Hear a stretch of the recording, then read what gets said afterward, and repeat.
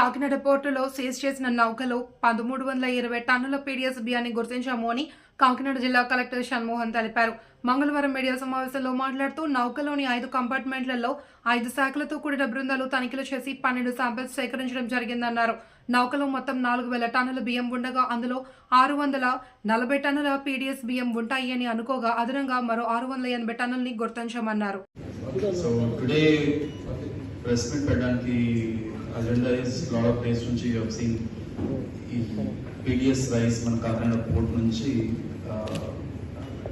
Illegally బయట దేశాలకు వెళ్తుందని మనం with the support of honourable CM and honourable deputy CM and minister for civil supplies ఒక large search operation తర్వాత ఒక లార్జ్ నెంబర్ ఆఫ్ టీమ్స్ వేసి మనం రైస్ మిల్స్ సహా ఎవ్రీ అంటే కంప్లీట్ చైన్లో రైట్ ఫ్రమ్ రైస్ మిల్స్ దగ్గర నుంచి exporter godowns and then ships వరకు మనం ఒక పద్ధతి ప్రకారం చెక్ పోస్ట్ పెట్టి మనం వెరిఫై చేయడం, తర్వాత ఆల్రెడీ ఏదైనా స్టాక్స్ ఉన్నా వాటిని సీజ్ చేయడం జరుగుతుంది.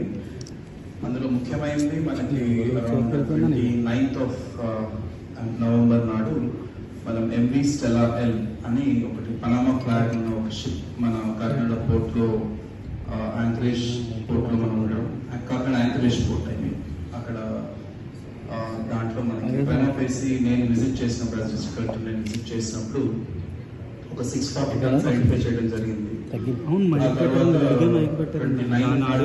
డిప్యూటీ చీఫ్ మినిస్టర్ గారు విజిట్ చేసి అక్కడ షిప్ రైస్ ఉందేమో ఒకసారి మళ్ళీ తర్వాత అంటే కంప్లీట్ విత్ ఆల్ టీమ్స్ మనం ఒక 5 డిపార్ట్మెంట్స్ కస్టమ్స్ ఆ స్పీకర్ ఆఫ్ చేస్తాను సార్. ఆడియో సరిగ్గా రావట్లేదు సార్, డిస్టర్బెన్స్ వస్తుంది, రావట్లేదు సార్. ఓకే సార్, ఇప్పుడు ఓకే సార్. సో 29th నాడు మనం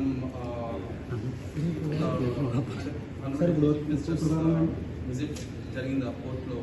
అండ్ ఆ తర్వాత ఎంవి స్టెలా అనే షిప్లో ఇంకా ఎంత స్టాక్ ఉంది. ఇంకా షిప్లో మనం కంప్లీట్గా నేను వెళ్ళినప్పుడు కూడా కంప్లీట్ ఒకేసారి అన్నీ మనం చెక్ చేసే పరిస్థితి లేకపోయింది. Cyclone period and I went alone, I needed team కూడా కావాల్సింది. సో ఆ తర్వాత మనం ఒక మల్టీ డిసిప్లినరీ టీమ్ అంటే ఒక 5 డిపార్ట్మెంట్స్ కలిపి ఒక టీం వేసాం, including revenue, civil supplies, police, customs and ports. ఈ 5 డిపార్ట్మెంట్స్ కలిపి టీం వేసి ఆల్మోస్ట్ 12 గంటల పాటు ఆ షిప్ మొత్తం మనం సర్చ్ చేయడం. షిప్లో హ్యాచెస్ ఉంటాయి. హ్యాచెస్ అంటే కంపార్ట్మెంట్స్ కాదు, ఒక 5 కంపార్ట్మెంట్స్. ఈచ్ కంపార్ట్మెంట్లో ఎక్కడెక్కడైతే రా రైస్ అంటే వైట్ రైస్ ఉందో, బాయిల్డ్ రైస్ అవన్నీ పక్కన పెడితే వైట్ రైస్ ఎక్కడైతే ఉందో ఈచ్ కన్సైన్మెంట్లో ఒక శాంపుల్ తీసుకొని రావడం జరిగింది. అలా మనం 12 శాంపుల్స్ తీసుకురావడం జరిగింది 5 హ్యాచెస్లో. ఎక్కడెక్కడైతే మనకి వైట్ రైస్ ఉందో మొత్తం almost 4000 tons off white rice ship మీద ఉంది. ఆ 4000 టన్స్ సంబంధించి 12 శాంపుల్స్ తీసుకురావడం జరిగింది.